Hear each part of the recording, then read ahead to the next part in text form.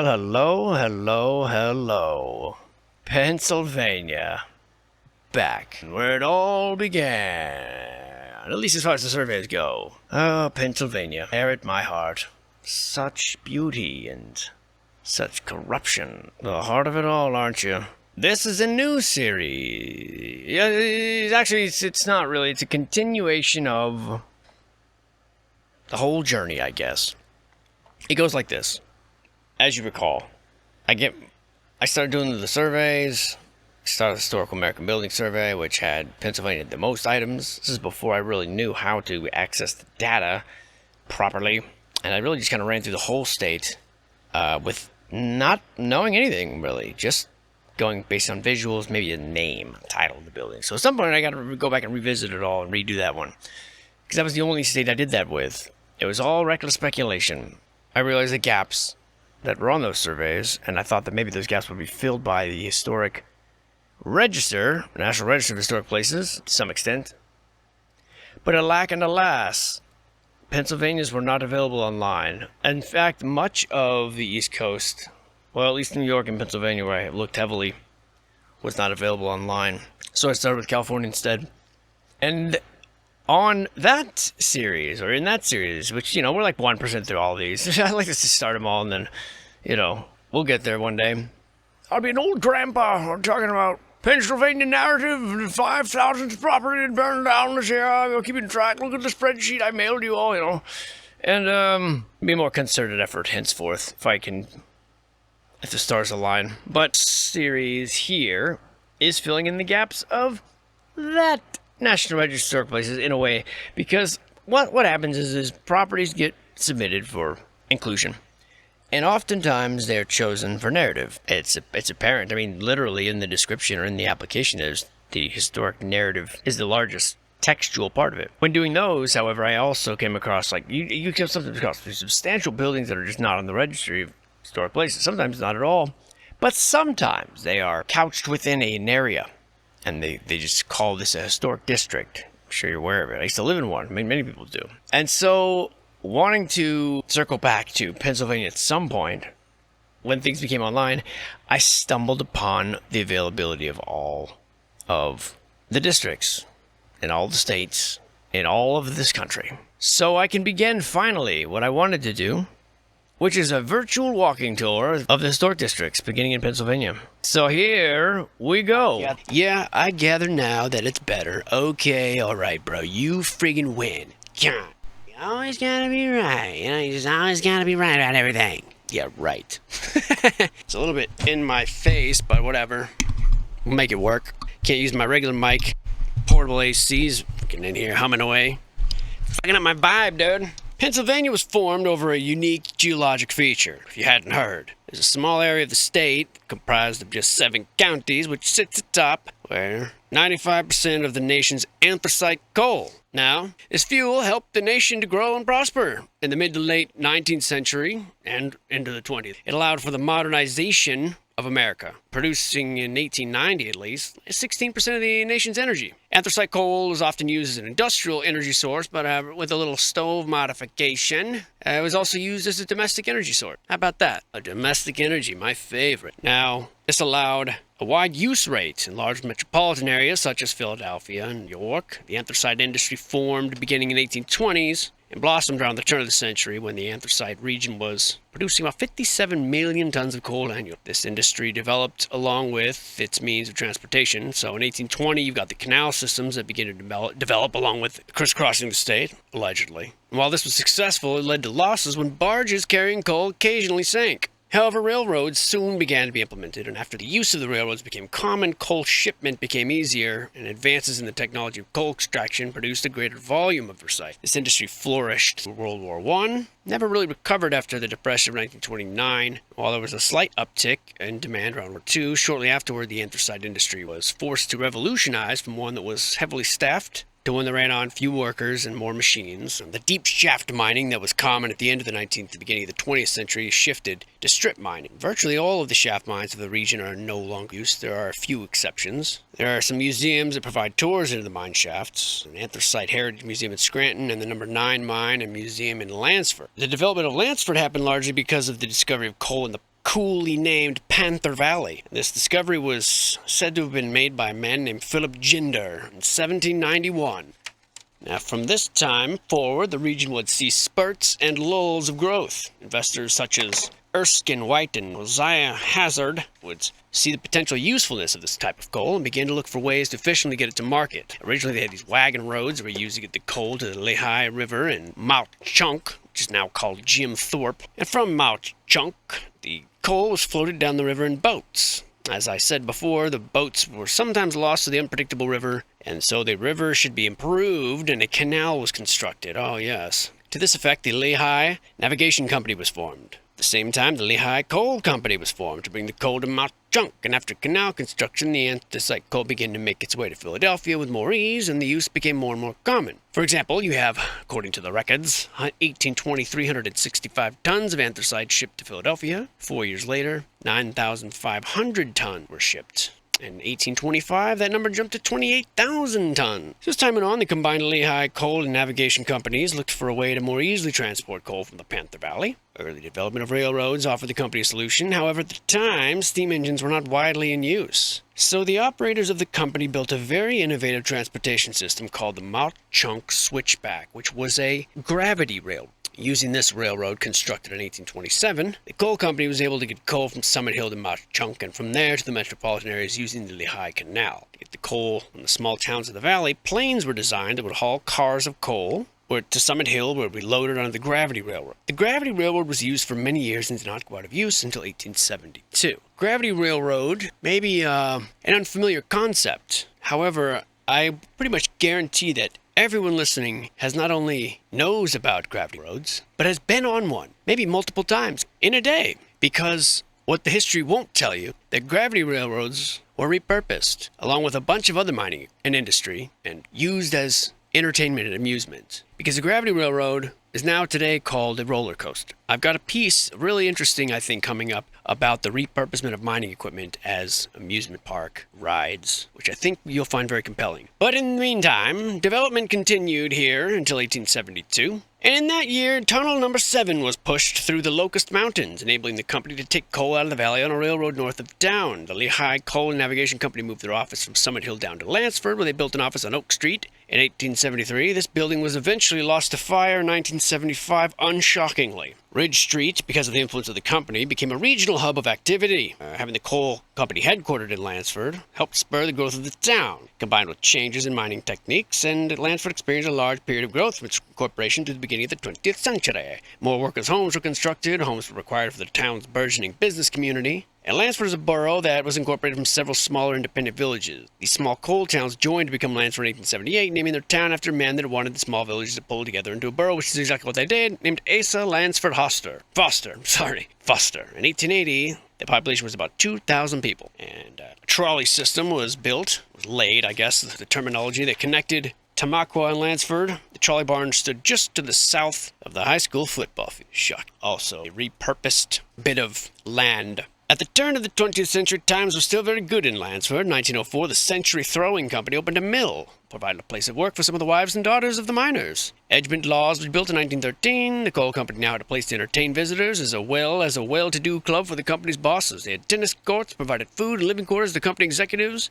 and by 1920 the population had reached 9,625, which was the peak of Lansford, as well as the peak for anthracite gold. Now, the fuel market share was beginning to wane in the 30s, and as the Great Depression sank in, people throughout Lansford were looking for work. The history was tied to the fortunes of the Lehigh Coal Navigation Company. While the company prospered after World War II, the market of coal quickly collapsed. And along with the demands of workers, this led the Lehigh Coal and Navigation Company to close its mines and lease out its mineral rights to other companies in 1954. The mines continued to be operated on a much more limited basis by smaller companies. There was the Panther Valley Coal Company, which opened in Lansford and restarted the breaker. Bought out by Pierce Management in 1955, and by 1960, mining was shut down again in the valley. There was a small attempt made in the 60s. A small group of determined men leased the number 9 mine in Lansford from the Greenwood firm, named themselves the Lance Coal Company, and for more than a decade they sent premium deep mine anthracite to the Tamaqua preparation plant, and in 1972 they chose to discontinue mining operations, and the deep mines of the Panther Valley were closed. Strip mining continues today, but employs few residents and is a shadow of the formerly great industry that grew up in the awesomely named Panther Valley. Anthracite towns and bituminous towns are coal towns similar in many ways. They both enabled workers and families to live near the facilities. They provided churches and schools and social halls. One difference seems to be the level of company involvement. In 1900, when anthracite was near its peak, it provided 30% of the nation's energy needs, while bituminous coal was providing 60% of the nation's. There's twice as much money to be made in bituminous coal, and it appears those companies strove to control everything, from mining machinery to workers, much more than in the anthracite industry. So it would appear. Bituminous coal towns were more dominated by company-built housing and stores than in the anthracite region, where there's more opportunities for entrepreneurs to grow. And there's a lot of decentralized anthracite towns across the region. The town of Lansford had many of the elements that make up an anthracite town. Had mines where workers toiled. With the mines came needs for transportation infrastructure, freight depots, shops, and coal cars were repaired, which attracted other industries and businesses. These are also found in Lansford Business District and the now vacant throwing mill. Recreation for employees is necessary, and so Lansford's got a park built by the Lehigh Coal Company. And the housing that would have satisfied the needs of different levels of company employees is also visible. The nice large managers' houses located near Edgemont across the tracks, and the mid-level management housing seen on West Birch Street, and the houses of the town's wealthy businessmen on Patterson Street, and finally in the rows upon rows of worker housing located throughout Lansford. In almost every way, Lansford typifies what an anthracite town should be, according to the narrative. Also became Lansford centrally located, and because almost all coal cars went through the old number 7 tunnel, it becomes home to the shops that service the coal cars of the valley, and the need for them to be well maintained for the sake of profits and safety. At its peak, these shops alone employed 350 men, helping to encourage the growth. The average miner that worked for Lehigh Coal and Navigation Company worked for them for 27 years. Mining was a dangerous job, and workers had a 1 in 11 chance of being fatally injured while on the job. Wow, those odds are high. So many employees, of course, they need many homes. And so the story goes, we have local builders and company-sponsored builders. In the early years, the company built houses for the employees. Rent charge was extremely low, and they're also built company houses in several rows in the early 20th century on the 700, 800 blocks of Ridge Street, with their deep setbacks and wide lots. Several strikes rocked the anthracite fields, it should be noted, in the late 1800s and the first half of the 1900s. One important industry-wide strike was in 1902, of national importance, with the federal government stepping in to mediate between the United Mine Workers and the coal companies. Regional papers ran many articles about the strikes. The Chester Times wrote, "The entire Panther Valley was in a riotous state, and that serious trouble was feared. As the market shifted from a demand for domestic or home coal consumption, boilers needed to heat entire buildings. It needed to be developed. A different grade of coal coal was required, which needed large chunks, which were easily mined, while the boilers required finer grades, which are much more expensive. And as other fuels replaced anthracite was the biggest loser. Because of the mechanization of extraction, because of flatter surface seams, extraction was mechanized with heavy equipment and was done cheaper in the southern fields. Deindustrialization means the selling off of buildings and leases. A lot of money to potentially be reclaimed from the property. And many of the investors in the company had plans to sell from the time they purchased stock. They knew that the value of the company was more than the stock price by a large margin. So, 1950, investors began to make a quick return buying up all the stocks. There's a great little book here called The Face of Decline by Thomas Dublin. It's a comprehensive accounting of deindustrialization in the region.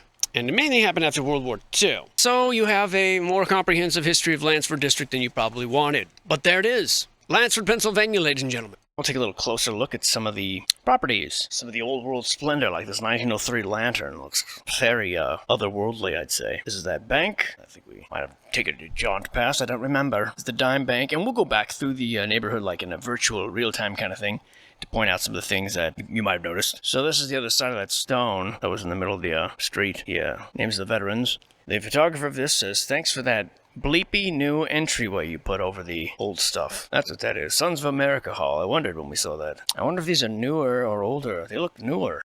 Not sure what the significance of those were. Those are by a gentleman named Seth Gaines. Posted those pictures to Flickr, so I'll credit.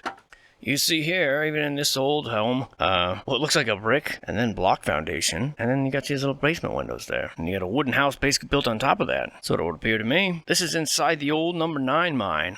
Very cool picture. And you just had to wonder about the detail that they put into these entries on the side. It seems rather odd to take that kind of decorative care in a place that virtually no one will see. Unless, I guess it could have been done later, but I love those domes in the background there. This is crossing across Lake Darling, heading towards Lansford. Give you an idea of the type of stuff they built on the industries here. Again, inside that number 9 coal mine, probably from a tour, but this was a 1885 mine, or 1855.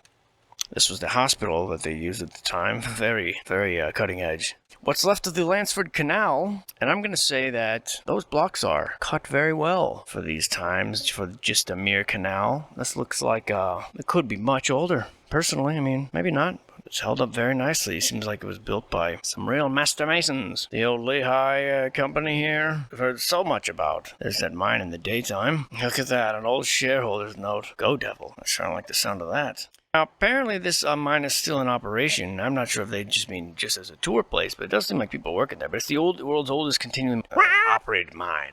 That's what I was trying to say there. There's the awesomely named Panther Creek. You know, these towns, mining was everything to them, and it's a miracle that they hung in there. You know, I think the modern equivalent would be out west of the gold mining towns, which did not fare so well, usually after the extraction. After the removal of the operation, really. I'm not sure. I haven't gotten too far into it yet to figure out exactly, other than the push to automobiles obviously was hurt the coal industry, but it wasn't as blatant as what they did in California out west, where they demonetized silver, forced the gold mine closed on the pretense of war, then stole all the gold. I mean, that was much more blatant. And as the time goes on, it seems like, yeah, they are getting more blatant with everything. The award ceremonies is just being so openly pagan rituals and, you know, things like that. It's almost just, I don't know how anyone can deny anything anymore. But they do. They still do. Summit Hill. Now down here is where they say it was the very first house, Mr. Gender, if I don't remember right. Oh, this Gender Field, yeah. At Mysterious Oval, so conveniently next to some of the other things we've seen around here. I wonder if what happens in Europe happens here, as we've found some of those Starfort tours where they just are mining, right into the top of these Starforts. So you gotta wonder if perhaps there was once a Starfort-like building here, structure of some sort. It'd be impossible to tell now, but some of these ridges, like the one over here, just look a little too sharp to earn my trust. Like this one here, right there. That whole length of that, it just seems a little too perfect. Unless it's all man-made, I don't know. But I will say that down here, by this man-made lake, it is quite beautiful. Not just the trash can either. I mean the lake.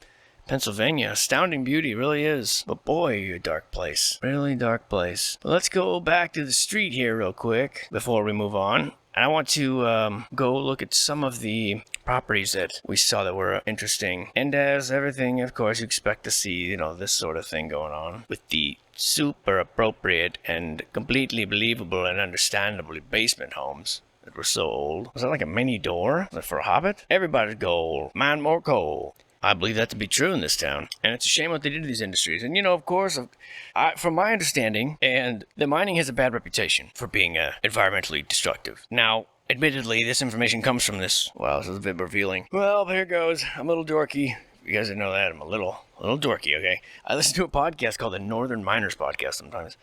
And according to those guys, which obviously they're probably from a biased opinion, but according to them, the mining industry actually conforms and is more progressive on the earth conservation front, more so than most industries. And yet they still have a really bad rap. Granted, I believe that there are probably better uses for coal, like not burning it. I personally believe that coal is an integral part of the Earth's system. Without getting too much into it, I believe coal's role in this completely amazing, intact, perfectly functioning system of ours is that it filters rainwater so that we have fresh groundwater. The purification, filtration aspects of coal is being widely known. And so I think removing too much of it is also damaging. However, I believe the same for oil.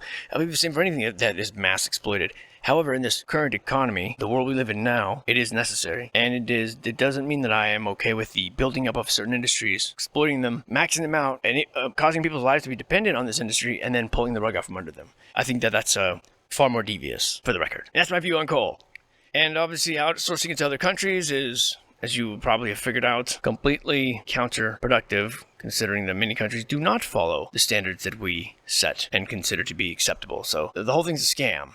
And when people say, oh, climate change is a scam, as I do, let me clarify. For most people, at least for my own self, what we mean is the politicization of it is the scam. Of course, we can affect the Earth. Of course, we don't need to be good dumping batteries or toxic waste in oceans. But common folk aren't doing that. We're not ruining the Earth or raising the temperature by watering our gardens. It's these huge corporations that are the ones that are burying toxic waste and dumping things in the ocean. And of course we can affect the world with our litter and with our garbage and with the things we do. But the forcing of entire industries to change, forcing us to pay out, and then pushing businesses to leave the country so they can go to places more unregulated, it doesn't help the earth. So that's the scam. The scam is that they don't care. The scam is that they're weaponizing compassion, and they're weaponizing people concerned about the earth and turning it into politics. That is the scam. So the climate change is a hoax, is a scam. That's what we're referring to. No one thinks that dumping toxic waste in the deserts is good for anything and that it won't affect things negatively. Of course it will. But when the hypocrites and the people that take their yachts, private jets to climate councils, when they're the ones talking, yeah, it's a scam. I wish that people would become more nuanced in their conversations rather than relying on the media to distract and give everyone these catchphrases that they just fall back on. Like, he's a felon, convicted by a jury of his peers. That's an unnecessary thing to say, and it means you're just repeating back what you've been told. Or things about trying to tell you what to do with your body. That's not the argument. No one gives a damn what you do with your body. The argument centers around government overreach, and at what point is a person considered to have a body of their own? That's it. That's the nuance. It has nothing to do with anyone trying to tell you what to do with your body. And I would just wish that these things were better explained by people who, can actually reach people, not some nerd wandering the virtual streets of Pennsylvania looking for evidence of old world structures. That'd be great. Some beautiful homes here. Very classic style. They really are. Interesting foundations, many of them, and a real mishmash. It really is. Storm cellars, I see. And it is quite beautiful. Lehigh Street. So many questions about some of these properties. So many questions. And I see that they have been repurposed into being very functional, albeit hard to explain to Mawbrian. That's an interesting one. How is this explained, I wonder? I mean, that is not normal to build like that. Impressive brickwork, many places as well. Let's go see what that tower's all about. Very interesting. I'm wondering if this is the worker district? There's a couple of real beauties. 1 and 2. Where'd the other one go? That's weird. I pass it? Ah, there you are. The old four-prong delight. Coincidence, I'm sure. Wow. Rather stripped of ornamentation. And please tell me the purpose of these windows, Mr. Doubter here. You got any legitimate explanation for why that's there? And why so uneven? Well, because I could have used for light, repair the basement, and let me look it up. Wikipedia, and I'll tell you what it says, and then I'll be answer, and then you guys can just go back home and put on your tinfoil hats and your tinfoil cod pieces, trying to protect yourself from 5G radiation, whatever it is. Gotta put your balls in a fairway box or whatever they call it. Yeah, I mean, it booted me out. I didn't like what I was saying about the tinfoil cod piece, huh? Censored again, eh? Well, we'll go on then to a new town. Tamaqua, named for the Tuscarora king of the Turkey clan, which sounds like a Teddy Ruxpin character, but Chief Takamak, or Tamaqua, and known as the Valley Among Four Mountains, and also known as the Land of Running Water. First settler Burkhart Moser arrived in 1799, built a sawmill, and is credited with the local discovery of coal. 18 years later, although he's probably aware that coal had been found in nearby communities, especially Pottsville, which was nearby, in 1790, but still, he's credited with the local discovery in this area. His 1801 log home is the first site of the first birth, the first school, the first tavern at the same time, probably, hopefully, the first religious service, also at the same time, hopefully, the first wedding, and the first death. And it is reported that he transported this coal over the Blue Mountains, where he sold it in Berks and Lehigh counties for 7 to 12 cents a bushel. Bushels of coal. By the 1820s, mining, railroad, and land speculators had arrived. Little Schuylkill, I don't even know how to say that, chartered in 1815 as a railroad and navigation company, built Tamaqua's first hotel of mountain stone on a rise. In 1829, after abandoning the idea of a canal due to difficulties of the area rivers, i.e. extreme flooding in spring and summer droughts, he began to work on the railroad instead, which is good because it was a railroad company. Completed in 1831 and opened the eastern end of the southern anthracite field to the Philadelphia market. That line today, which is now known as the Reading, the Blue Mountain, and the Northern, it's in continuous operation running north-south through the center of the district. And by today, I mean like 1970. 1829, the company secured large tracts of land and the community Tamaqua was laid out, with lots being sold or prescribed for. An 1830 lithograph called The Plan of the Town of Tamaqua shows the lots, rivers, and planned rail lines as well as regional coal communities, railroads, proposed railroads, and the canal. Interesting, because I thought they gave up on the idea of a canal. And also, in 1830, lithograph showing the rail lines is interesting, considering that we were told that they didn't even begin work until that time. So I know they say they're planned, but I'm thinking that they already existed. But that's just my own reckless speculation. Population was 150 around this time and grew to about 300 when the town incorporated in 1837. Growth continued unabated. Town fathers moved the river from its course. Moved the river from the town fathers, wow. The town fathers, who's your town father currently? I have no idea who mine is. The town fathers moved the Schuylkill River from its course west of Center Street along the tracks to a point about 200 yards to the east of Center. The swampy ground was filled in with coal waste, which was costly because in the Great Flood of 1850, the river reverted to its old course unshockingly and wiped out Center Street with a great loss of life and property. There was also a great fire 7 years later which destroyed all the buildings in the commercial district, stopping only at the Anthracite Bank building. God, how lucky that bank. Numerous improvements followed, and increasingly the Little Schuylkill Navigation Company was selling its land to enable them. The gas company was formed in 1854. The railroad extended its lines northward, driving the Little Tunnel. For the first time, there was a direct route between Philadelphia and Buffalo, making Tamaqua a busy railroad center, and its population surged to 5,000. Then you've got the consolidation of coal lands, labor uprising, and the first attempts at industrial diversification, the creation of a non-denominational independent order of Oddfellows Cemetery for burials without restriction of race, color, or creed. Okay? Today, a focal point of the historical district is this here cemetery. Toward the end of the Civil War, the International Order of Oddfellows purchased ground at Mount Anthracite.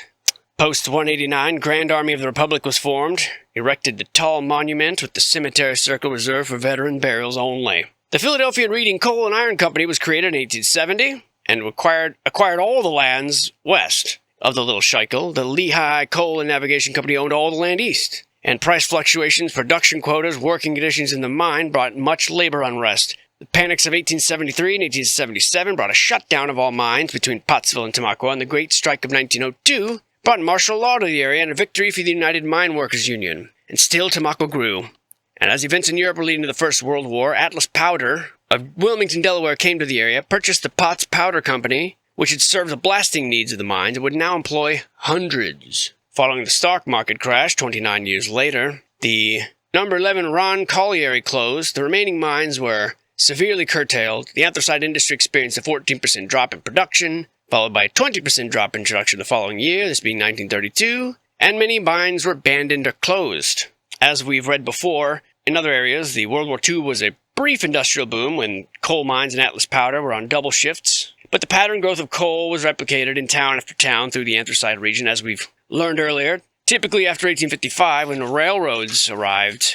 The identification of coal fields and extension of rail lines spurred the initial growth. Settlements first grew. The company's success early with the commercial rail line, the high volume, the high quality coal, and the awesomely named Panther Valley. It had established prior to those events I already detailed as the Eastern Regional Center. The Great Depression, the decline of coal, the rise of the automobile, and the strip mall contributed to the waning of Tamaqua commercial district through the 50s. In 1832, when the population was 300, well, that don't matter. The Anthracite Bank, I'm going to back up here. The Anthracite Bank was created in 1850. There's a commercial hardware store catering only to miners' needs, brick building. There were actually several fraternal societies had halls here. Oddfellows, Elks, Masons, Moose, and American Legion.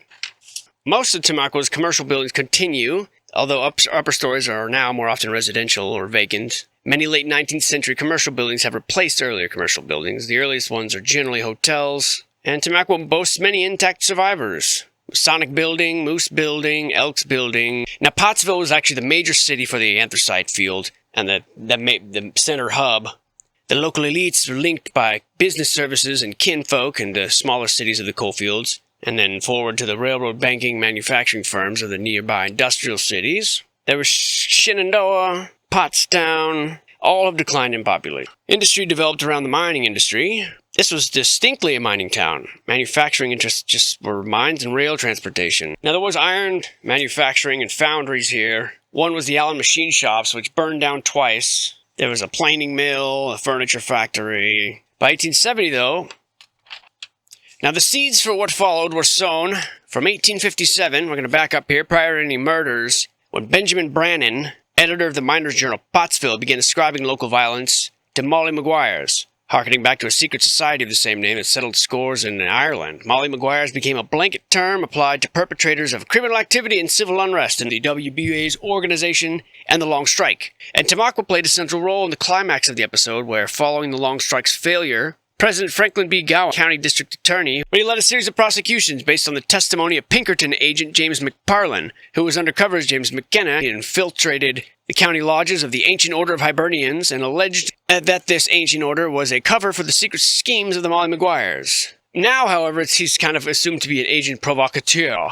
But his revelations led to the first round of show trials that resulted in the Day of the Rope, where 10 men were hanged, one of the largest mass hangings in American history, for the slayings of a Tamaqua police officer, a mine superintendent, and I think that's it, actually. Molly Maguire's sites are found throughout Tamaqua, and the coal industry in this vicinity was crippled for a decade with the destruction of breakers and other mining property in the Molly Maguire area. There was a tavern keeper, cast by Gowan as the king of the Mollies, who was hanged for a beating of a mine boss. James House Tavern and the Washington Hotel were amongst the men that were hung, and they're all buried here somewhere.